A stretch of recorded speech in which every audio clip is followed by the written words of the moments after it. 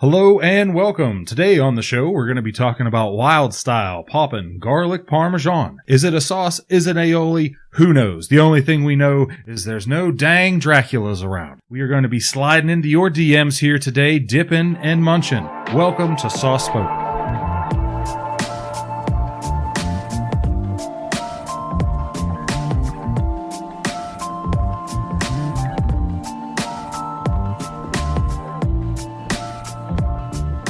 Welcome back to Sauce Spoken, the mildly comedic podcast where we try to be even more mildly informational about sauces. How are you doing today, E? Doing all right. It's a nice, cool day, actually, compared to how things have been. I think it's cool? Yeah, dude. Well, I guess it rained, so that's a... How's the love life coming, E? It's all about work. That's lots of prototype. TG, you've got your Iron City shirt on, and Yes. You're drinking Iron City, and you are living your best life. The Instagram hoes want to say. I suppose, yeah. Well, you're going to see it shortly on Instagram. I just got one. I think I mentioned that prior. You got an Instagram follower. I have a handful now. Nice. Yeah, better watch out, Kylie Jenner. And you made one under, which I thought was a girl. I thought there was a girl named Elcat.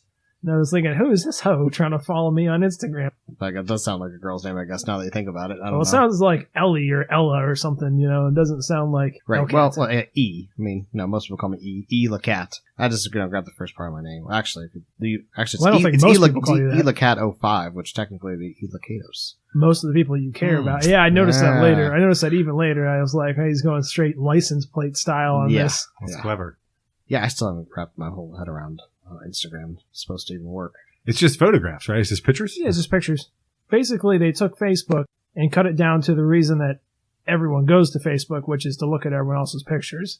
What are you using it for? I really don't. What I do use it for, what little I use it for, is just simply to keep in touch with, family events and things like that I don't do on a regular basis. No Facebook for me. I've been Facebook free for several years. Well, as my college professor has been telling me that I've been shooting myself in the foot since day one by saying F social media. So what kind of plans you got going on this weekend, Tori? Anything good going on later? I don't have a whole lot of plans as of right now. Everything's sort of pending. There is a camping trip, aka a lake trip that may or may not be on the agenda. I'd like to go. I don't know. The things are sort of out of my control at the moment, so we'll see. I've got a wedding I'm going to be attending too, so. I didn't ask you. You were waiting to say that. Whose wedding are you going to, E? It's my cousin's. And what's their personal address? I have no idea. I'm only aware of it because of a Facebook, notice. You're going to be doing a little bit of traveling for this, though, as I understand. A little bit. I'm going to leave in the state of Pennsylvania. To the flat, cold west. Yeah. The Midwest, Headed west. to be specific. What is Ohio known for sauce-wise? Do they have anything? What about the chili on spaghetti? Oh, yeah. Skyline chili. That's definitely Yeah.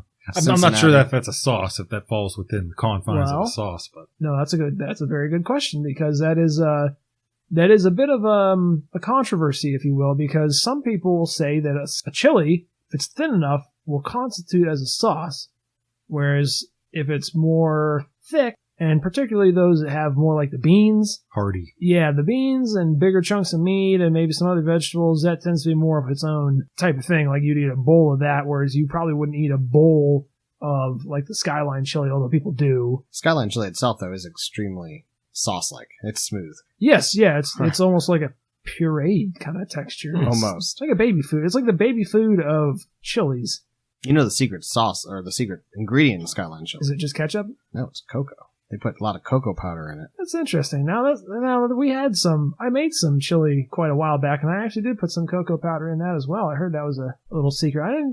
That was my tactic, was to put in every secret ingredient I could find into this chili. I remember sampling that chili. It was very good. But it was definitely a chili and not something like a sauce. Like you said, the distinction between like a chili being like a stew and then chili being like a sauce. I can dig that. Yeah, I mean, you wouldn't put the same chili on a hot dog that you'd have a bowl of. Right. I particularly always choose to get, for hot dogs, I always go for the beanless chili. I don't like the beans on the dogs as much. I prefer no beans on just about everything. There's a no bean zone. Let's see here. What's going on in the state of the world? Anything? Boy, I don't know. State of the world. Let's see. What was? You keep hearing about all these COVID-19 crisis continues to go on. the never-ending saga. You love COVID-19. But anyways, that's what we're going with for Ohio. We're going with Skyline Chili because I think that's an exclusively a Cincinnati thing. That is definitely not a statewide phenomenon. Yeah, I mean, you guys are the Ohio experts. I'm your. Well, sometimes it's good though to have like an outside perspective. Like you can kind of tell, like outside looking in, what the.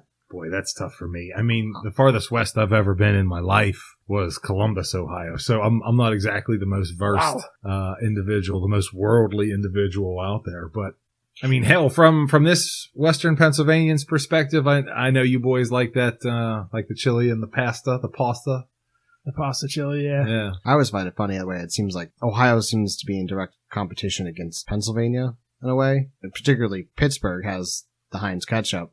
Ohioans always love the Hunts, which is the antithesis. They just feel like they have to be in opposition too. Because it is interesting. Like Ohio doesn't really have any interaction at all with Indiana or Kentucky really that much. Right. Yeah, I think part of that is that Ohioans don't really have a lot of sport teams they can root for. So I think sometimes there's a little bit of division there. Maybe a little resentment. People flock to some Pittsburgh sports teams, especially we don't really have a hockey team at all we can root for, You got the Columbus, Blue Jackets. Yeah, we don't have Cleveland doesn't have one. Being a near Cleveland boy. And it's always the Cleveland-Pittsburgh rivalry is really where it comes down to. Yeah. Yeah, I think that was the main thing there. Sports is not my forte by a far cry. Is hockey a big thing for Pittsburgh in a lot of places too? I would say so. Probably, yeah, absolutely. In recent years, absolutely more so than baseball. Is there a reason for that? Hockey? Yeah. Yeah. So, I mean. Oh, okay. I really don't know, yeah. Oh, yeah. I'd say within the last 10, 15 years or so, I mean, that's been a huge deal. What I thought was a pretty neat story to keep the sports thing going is because Canada, I guess because of the whole COVID, coming back to the COVID thing, but the Blue Jays have nowhere to play. So they're talking about having the Toronto Blue Jays here at PNC Park for the time being for the shortened Major League Baseball season, which I thought was pretty interesting. Out of any sport, I'd have to say baseball is by far and away my favorite. But I heard that story today, and I thought that was pretty interesting. Now, that is interesting. Canada shut down all their I don't know if it's pandemic related or something else related, but the Jays are definitely looking for a new temporary home, and they were with talk about Pittsburgh. And it'd be interesting, I think, to go to the ball yard and see the Blue Jays play. And I thought it was a neat story. How about our favorite Riverhounds? What's their story?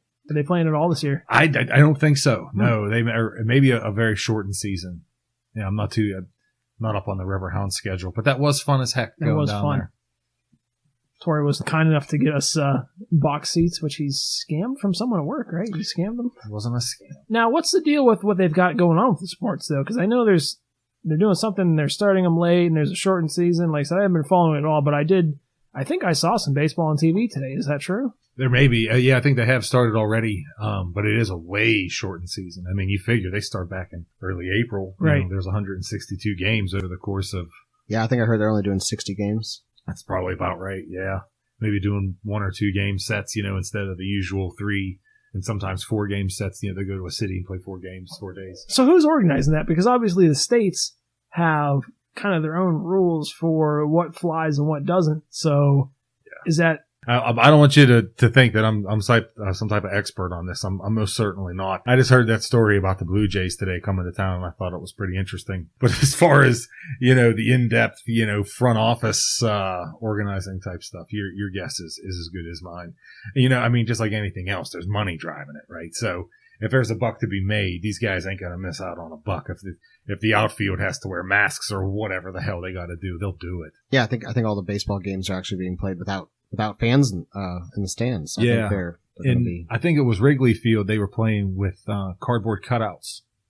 So they had cardboard cutout people and the joke was that, I don't know if you guys had played, sports video games from back in the day, but they made the gag that 2020 sports has now turned into early 2000 sports games, where if they were to pan the crowd, in a baseball or soccer, football game, whatever. It's all these, one-dimensional creatures doing one of two moves, hands up, hands down, hands up, hands down. And so that was they can just use that canned audio of people cheering. Yeah. The same canned audio about 10 seconds and just get it play over and over and over. Hiss and boos and whatnot. But yeah, so I think that's Wrigley Field. I could be wrong, the Cubbies, but I definitely seen the cardboard cutouts in right behind home plate. That's pretty hilarious. Yeah. Tonight we're just doing one sauce. We've been doing a couple sauces before for the purpose of comparison, but kind of what I wanted to get around to is just doing like one. That way we can kind of focus on it we don't have to detract. Because sometimes, like we ran into last week with our barbecue sauce there, it was almost like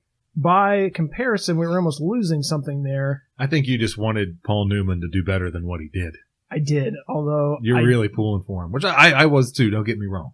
But I don't know if I said this in the last podcast, but Paul Newman's, Newman's Own barbecue original sauce was the last sauce I tried. I wonder if I hadn't tried it first, would it have changed my perception of it? And I think we did hit on that a little bit. I did have an opportunity to sample some more barbecue sauces this past week. Some of the ones we had last week were in my fridge still, and I will say I did not choose the Paul Newman's. I wouldn't either. I did, in fact, choose the open pit, which actually I feel like fell a little short for my application. So, and that was? Well, believe it or not, I like to do this thing where I take take some coleslaw and I like to slap some barbecue sauce on coleslaw. I think the contrast is pleasant. I like the cool coleslaw flavors with a little bit of that heat and the vinegar. And if you think about it, what's something that they typically serve with barbecue? A lot of times they'll serve coleslaw. Sure. Yeah. So sometimes a little bit of it slides off the meat. You find it on the coleslaw, anything? You know what? I'll give you a lot of credit on that. I like malt vinegar on coleslaw. There you go. Yeah. A lot of malt. I mean, that's really good. Up to vinegar will take. Absolutely. Mm-hmm. And malt vinegar brings in a whole other flavor profile. And the idea of using, I'm surprised that the open pit didn't work well because it already is like a Carolina kind of sauce. It already had that vinegar it had going. The vinegar. Well, so a couple things I found out about the open pit. When you put it with the coleslaw, it lost a lot of that vinegar, and it kind of just had kind of a bland, unappealing taste to it. And I'm not sure exactly what caused that, but I was a little skeptical about the open pit ingredients after that. I did notice that when I put that on the coleslaw, there seems to be a lot of artificial colorings in the open pit that maybe we didn't discover last time, and it kind of made the coleslaw a sickly pink. Ooh. Which was much less pleasant, whereas the barbecue sauce typically doesn't mix that thoroughly with the coleslaw. It was not a good application for that. I thought about it later, I probably should have tried the Paul Newman's, because that was a little bit of a thicker sauce, and I think it probably would have done a little better in that. Sounds intriguing, but I'll stick with my malt vinegar. Thank you. Getting back around to kind of what we were talking about this week, I kind of want to focus more on one sauce. And part of the reason for that was I really couldn't find another good comparison to this sauce at the store. For a lot of the sauces, they have kind of a variety of different types.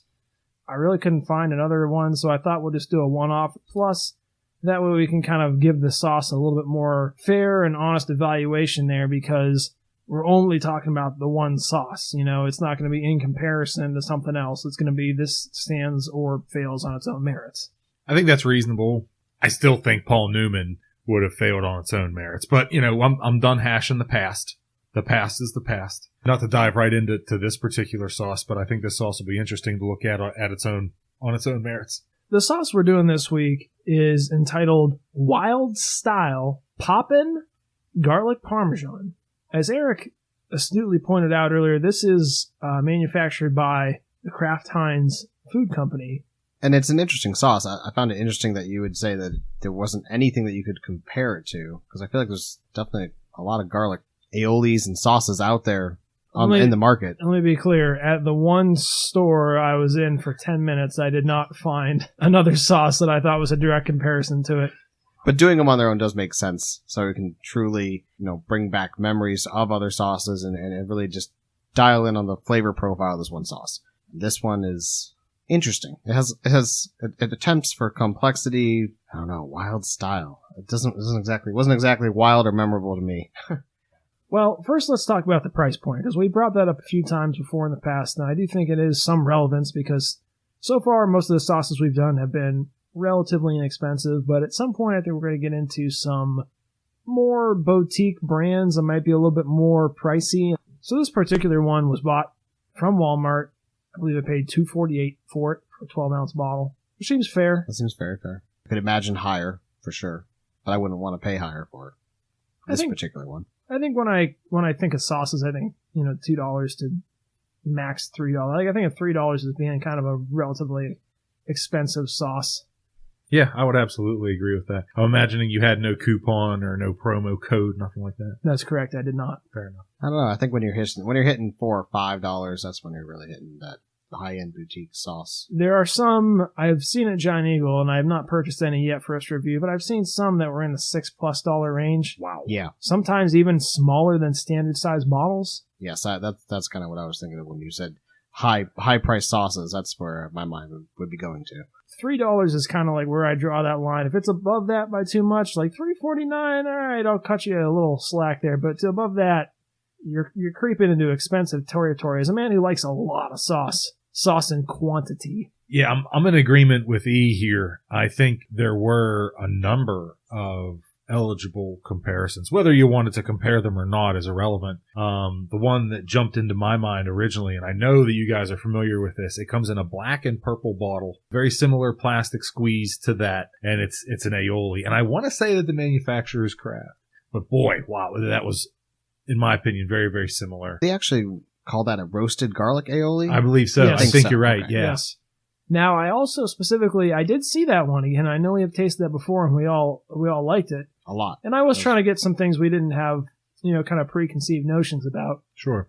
To be perfectly honest, when I bought this, and maybe this is my own ignorance, I didn't see this initially as being a true comparable item there. I didn't realize it was going to be so much, because it is, to be clear, I think honest packaging would just say garlic aioli. No question. I don't think I was clear from looking at it that that's what it was. No, I agree. That's back to my initial statement about the wild style, the whole name. You do expect something exciting and different. Yeah, and it's not. Yeah. It is important to note that all but the top, maybe inch and a half of the packaging is covered up with graphics. So it's kind of hard to see what the actual product looks like, which I'm guessing was intentional because it seems to be kind of a pale beige-ish green color with flecks in it, and I'm guessing they probably didn't think it was going to sell itself based on its appearance alone. The packaging, I have to say, is quite busy. There's everything going on there. I don't think there's any clear space that's open or no. Everything is consumed by something. We have images of garlic and carrots and boy, it looks like cheese and everything. Very, very busy packaging, which I don't particularly care for. It's kind of a too much cartoony collage. On Walmart's website, they do say that they were going for a food truck inspired drizzle sauce, which I think they were trying to go for some of that hipster graphic type thing when they were marketing it. If I had to guess, I would say that probably 25-year-old men is who they're marketing this for. Yeah, just looking at the front of the bottle here, I find it interesting that the words wild style are at least 3 times bigger than the main ingredient inside the sauce. And I'm not sure if this is a brand, obviously a sub-brand under Kraft Heinz, but I'm not sure if this is I can't remember if there were other sauces under this nomer. I would certainly hope so. Maybe something good would come out of this product line. Yeah, I'd agree, very much so. Yeah, the name is kind of like set in like a Rolling Stones lips type graphic almost. Oh, it's definitely hipster. You hit the nail on the head there with that. Also on their website, you mentioned, I think that they almost geared it towards vegetable dipping, which so we've been trying this with some pretzels this evening. I almost have to wonder if it wouldn't taste really better with like a carrot or something with maybe a little crunch, a little veggie to it. Let me read you. I think you might be misremembering. Let me read you a specific sentence on here. It says, wild style Poppin garlic Parmesan sauce brings inspired roasted garlic Parmesan flavor to a sauce packed with fresh herbs and vegetable juice. Try it on all of your favorite foods: tacos, burgers, fries, wings, and more. Yeah, I don't know if I'd put it on. Let's break that down, because I actually would like to talk about that. Let's unpack that, shall we? Now, do you see this on a taco? Absolutely.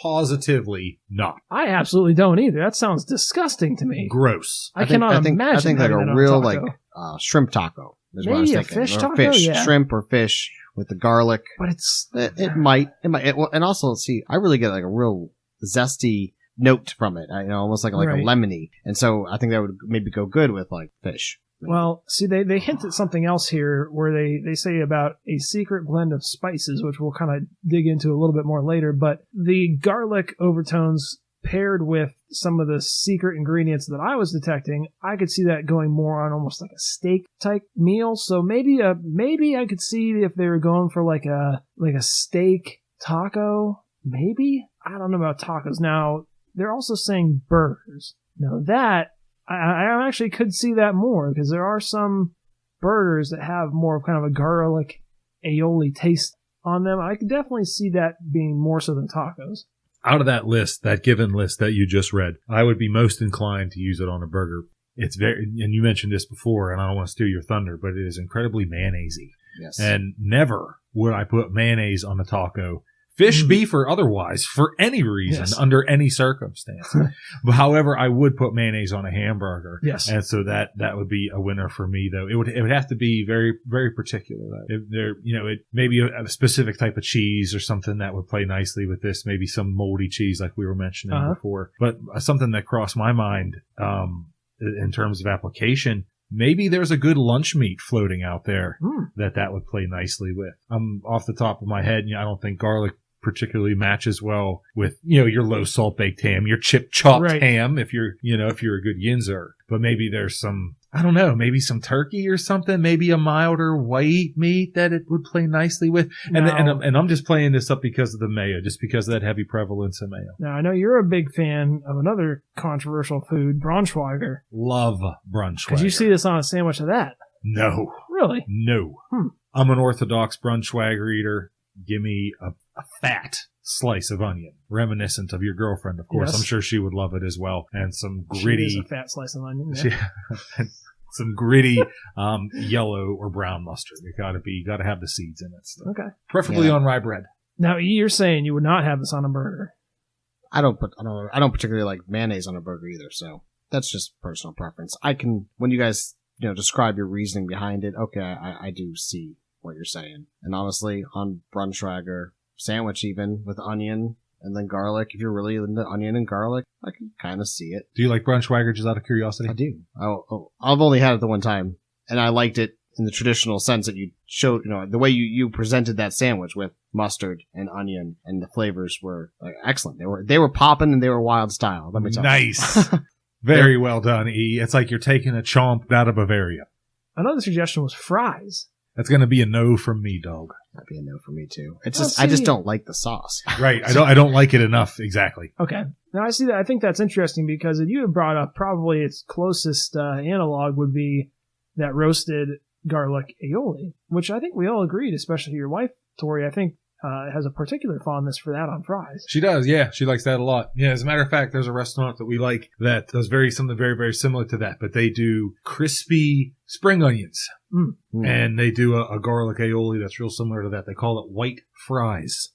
And it's real, real good. But yeah, to make your point and to answer your question, yes, she's a big fan of garlic and Parmesan flavors, and especially in aioli form. And I'm a big fan of garlic, and it just, the sauce breaks my heart, because I would, if it was like that roasted garlic aioli that we had, yeah, I would say fries and just, put it on just about anything, because it just tastes so good. It just really misses the mark. And I had actually grabbed that for us initially on kind of a whim. If you recall, that was something I think that was for a sandwich night we did, actually. That might have been for that, because we made a plate of fries maybe too. The aioli, the black and purple. Yeah. Yeah. The last thing they mentioned on here was wings, which I had some real strong feelings about in a negative way. Yeah, I'm right there with you. That seems nauseating to me to have this on wings. The visual alone is gross. I can't separate that from mayonnaise. Right, and that's my exact point too. The idea of boiling hot mayonnaise to me is absolutely nauseating. You got that jar of mayonnaise still in the trunk of your car, right, E? That's how he keeps it. I think that's where he stores it. Fell out when you went grocery shopping for Easter. In any case, we were talking about this on wings, which I do love. Now, it does say on here that this is Poppin garlic Parmesan. Now, as a wing flavor, garlic Parmesan is a classic and phenomenal. Only, I think, improved by a little bit of spice on there sometimes. If you get like a hot garlic parm. If you knew nothing about this sauce, if you have never tasted it, I could definitely see you picking this up as something to put on wings. Now, if we take that line of thinking and you take your wings, right, and you put like maybe pepper or a little paprika on them, you just give them a little spice, and then you dice up a bunch of garlic, fresh garlic, and you slather them and roll them around in that, and then you drizzle this on top. You don't think that couldn't maybe pull it off?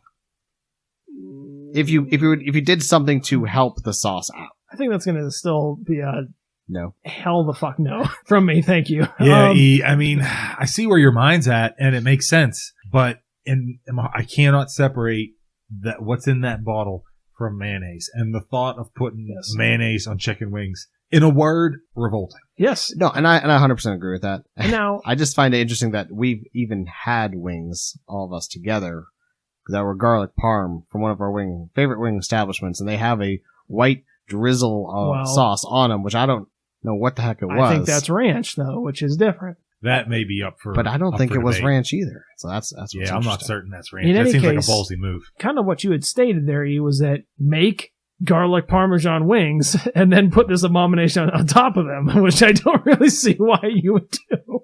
No, you already that's achieved exactly the what I was saying. Yeah, if this was supposed to be a shortcut, I don't feel like you should have to make the thing on its own. It would not be a shortcut. And then put the shortcut on top of it to make it worse. Yeah, and if anything, it would just make it worse, really. Perfectly good wings are ready for the dumpster. Yeah, say if you're just making it easier for a child to slide down their gullet. I was going to interject Parsley? when you were saying, but I mean, when you're talking garlic parm, that base is a half stick of butter, dude. Yeah, That's not that's not mayonnaise. Max mayonnaise. You can let it roll. Max mayonnaise. No, I have to agree. It's just, I could see maybe they trying to present themselves as some food truck alternative, trendy hipster sauce. Yes. Okay. That's what they were thinking. Am I saying that's a good thing? No. I'm just saying I could see where they were thinking maybe.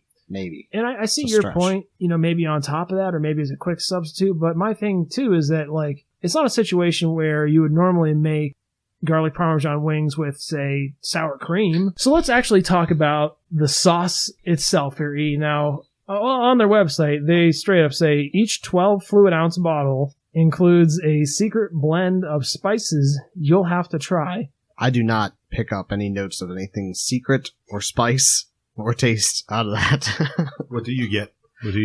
All right, so I get a mayonnaise. It's creamy. I taste a little bit of lemon and garlic and maybe a little bit of like a funky cheese. I wouldn't even call it Parmesan. Just a little bit of garlic? You mentioned that?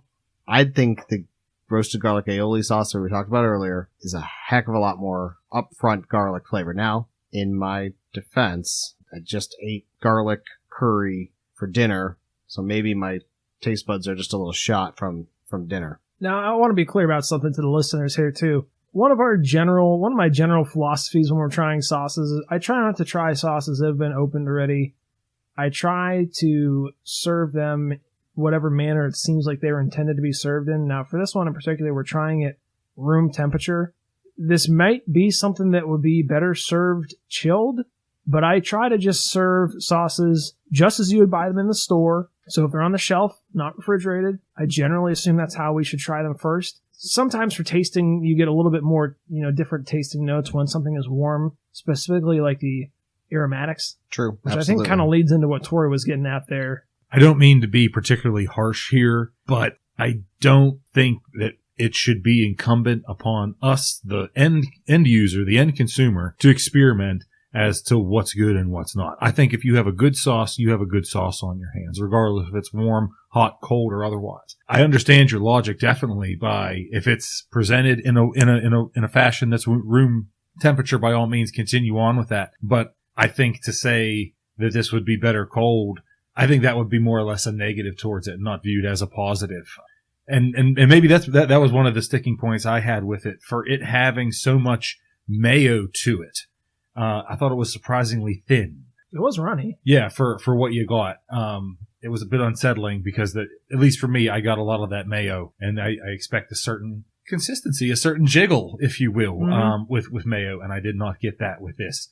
and the runniness threw me off. I did think after my 6th or 7th pretzel, as I was dipping it, I felt as if it got a little bit better. And you tried quite a bit. You were putting it on thick, too. I was trying. Yeah, I mean, I wanted to give it an honest to goodness shot. The more I had, the more I liked it. My fear is for the person who's not reviewing it, right? The person who's at the party dipping the carrot to end the awkward conversation or what have you. I don't think it'll get to the 6th or 7th dip. No. To be very honest with you. I can say for a fact, if I had tried that and I took a pretty tentative first dip, I'd not be going back for seconds, especially not in its current state. Maybe, like I said, maybe if it was served, maybe the pretzels weren't the best medium for it. Maybe warm wasn't the best temperature to serve it, room temperature.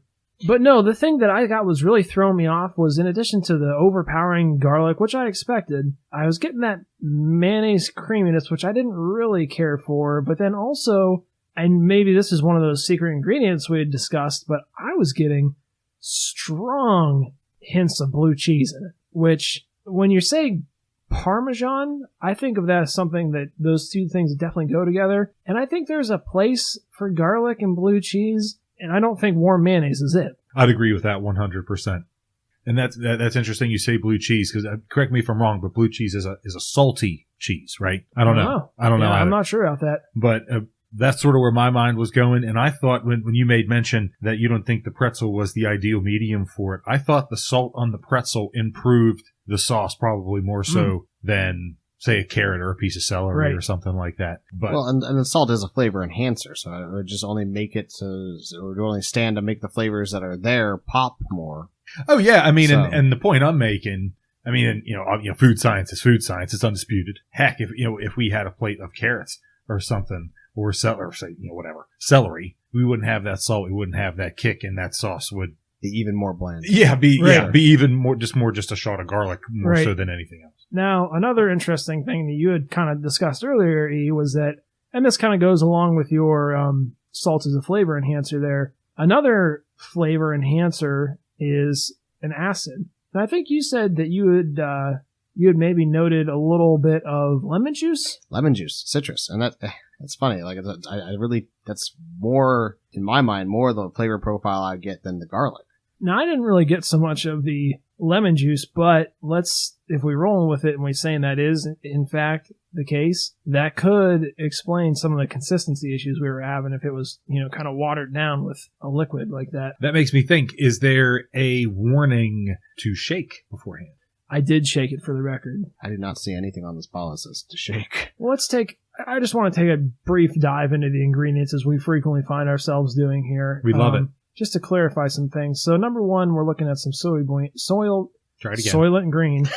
We're looking at some soybean oil, which I think we find present in most sauces. I don't know if that's a thickening agent too, but it seems like a good base. Yeah, that seems like a pretty neutral base that a lot of them like to start with. And then water, which makes sense. Vinegar, which could also definitely explain a lot of the acid you're getting. And then the roasted garlic puree that I think we expected. And then there's your typical egg, mustard, salt, sugar, garlic, blah, blah, blah, which is, constituent of an aioli or a mayonnaise base. And then towards the end, there is lemon juice. You might have hit the nail on the head there, but that is one of the lower listed ingredients. I definitely think you're picking up some acid notes. Maybe you just might be mixing a little bit of the vinegar with the lemon juice too. However, E, it's been established numerous occasions that your palate is by far the most refined. And I think this is in keeping with tradition. I think that E does say at least once per episode that salt is a flavor enhancer. I think you're right on that. And I think we say at least once per episode that he is a piece of shit. So I'm curious as to what the heat index is today, speaking of recurring gags. We got into the weather a little bit earlier, but we didn't really dive too deep into that, and I was a little disappointed. We kind of went off on a sports tangent, and we really failed to, archive the weather data, which is kind of our main purpose, our call to action here. Like, that's really, if we think about why we get together, it is to document the weather. Well, it rained, and it was humid, and it's, typical summer day. We'll wrap that up. So maybe on let's say a heat index E of 0 to 100, what would you be giving this sauce? 0 to 100. Well, you can really. Wasn't that what the heat index is, and they go to 100? Shit, I have no idea. Or am I thinking humidity? The humidity's right in a percentage, right? Yeah. Well, that's what I was thinking. 0 to 100 then makes sense. Yeah. But that's not heat index, that's not though, heat right? Index. No. I thought we covered this. We sure are a bunch of dummies. This sauce has zero heat. If I was gonna give this sauce a rating, I just don't like it. I really don't. I mean, I'll give it like a 3.5. I mean, this is low on the totem pole. There's not one medium that was listed on there that you would find that would be primary sauce on. No. Primary sauce on? No, not a chance. Is there a medium that you can't think of, not necessarily on that list, that sauce would make primo? That's primo real estate for Wild Fang sauce or whatever the hell it's called. Style. Again, sadly, I just keep thinking of ways to make the sauce better by adding more ingredients to it, not just putting it on a food, but actually just changing the entire profile of the sauce by, like you're saying, adding salt or adding more garlic or something fresh or something to give it some sort of a bounce. Maybe I think there is basil in there, but maybe more basil or more, maybe it needs thyme. I don't know. Right. It needs something. They do seem to sell pretty hard on their blend of herbs, and really it seems like they're just giving you a bitch slap of garlic with like an aftershot of some other flavors, and there's really not, like, they're not playing up the herbs very much. Let me run a couple other things past you guys here while we're talking about this, because you kind of hit upon an important topic there, Tori. Is there something that this would be suitable for? Could it be a good ingredient on something? Could it go into something? I don't know, but I did want to say, they definitely want to say this as a food truck, which I think is mainly the hipster marketing gimmick. Yeah. Mm-hmm. So I just did a cursory Google here on some of the most popular food truck foods. Number one. Well, yeah, that is looks like 4 here, which we already kind of discussed, so I'm just going to skip over that. Number 1, barbecue. Is there a single barbecue thing you could see using that on? On that barbecue sauce on that? Or, excuse me, that on barbecue sauce? No. I'm just talking like even a smoked meat or something. I'm really not seeing it. It does say right on the bottle, though, grilled vegetables. Okay. So you have a really grilled, like a really charred veggie. Here's a hot take. Are they putting that on there for the hipster vegan market? Is that their goal? Is it vegan, though? It has eggs in it. It's definitely not vegan, but let's say vegetarian, though. Let's just say, because that is kind of the trendy thing. Are they trying to say, like, use it on your roasted carrots, bro, but yeah, I definitely don't think anything barbecue. They're saying also sliders, which we kind of talked about burgers here. I'm going to skip that. And then Ethiopian food. Number 3? Yeah, that's what it's saying. I don't know if these are in order of popularity, but it did list Ethiopian food. You talking an empty plate or? I actually have had some Ethiopian food, and now I don't know if this is more of a critique of the restaurant in particular that I went to or the food as a whole, but I don't see that putting this sauce on it could possibly make it worse. Yeah, there was an Ethiopian restaurant that opened up in Edina, Ohio. We didn't make it in time. The place closed up. Wow. So either Ethiopian food has not been Americanized enough for our palate, or we have not become culturally diverse enough to accept that, because it is a different style of eating altogether. Or not eating at all was the joke I was making. Hit it once, that's it. They're also suggesting pizza. Now here's what I could pizza be. Well, that already has a garlic base on it, and you drizzle this on top of it, and just blends in.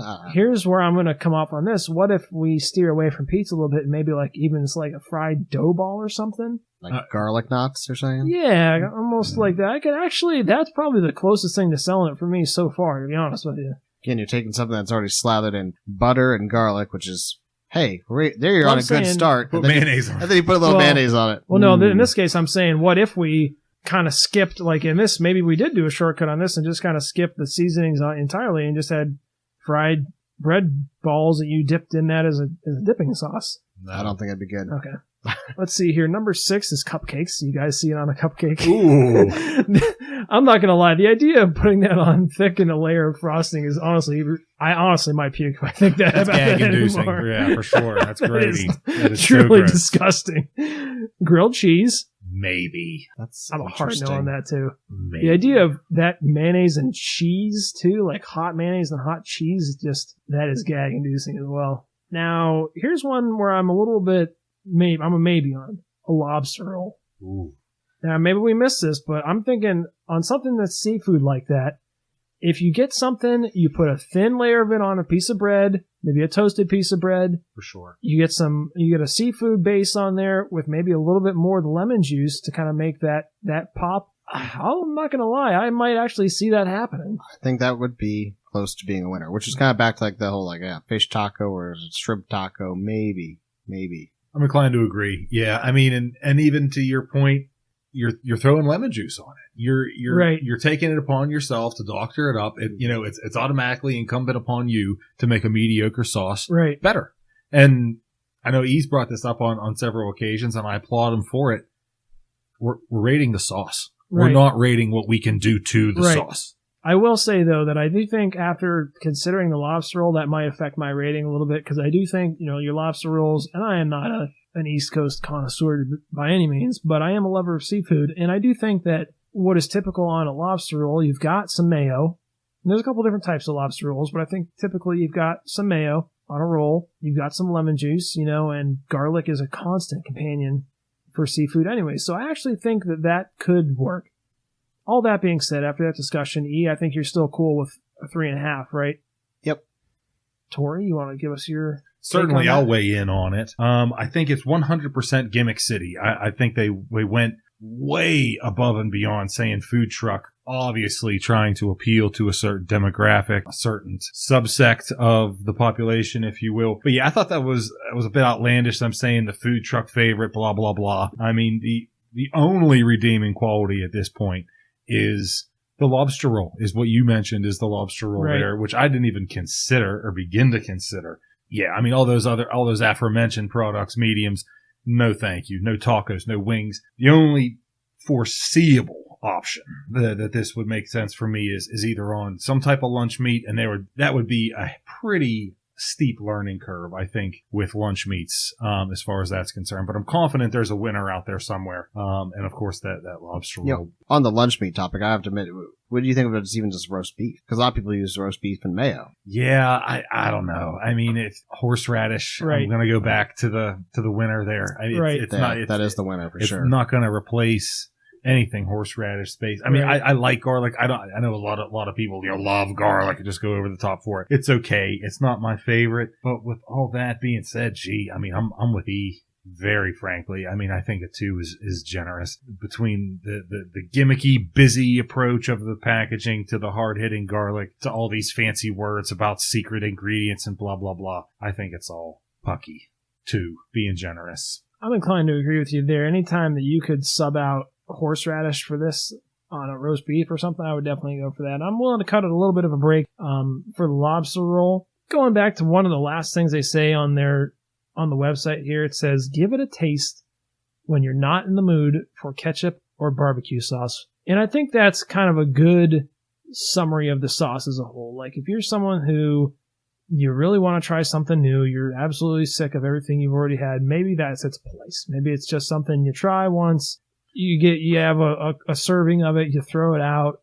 Maybe that's its place kind of. And I don't see this sauce being around very long, honestly. I think you hit the nail on the head where this is a quick cash grab. And like we said before, I think that other roasted garlic aioli is also made by Kraft. To me, this seems like a blatant food experiment to see if they can make a cash grab off of a certain demographic. And to be quite honest with you, I bought the sauce and I'm in that demographic, so it seems to have worked. It did catch my eye. It did look interesting. We're sitting here talking about it. We're sitting here talking about it. So I do think it will be a good short-term success cash grab for them. And then after that, I don't think they're going to continue this.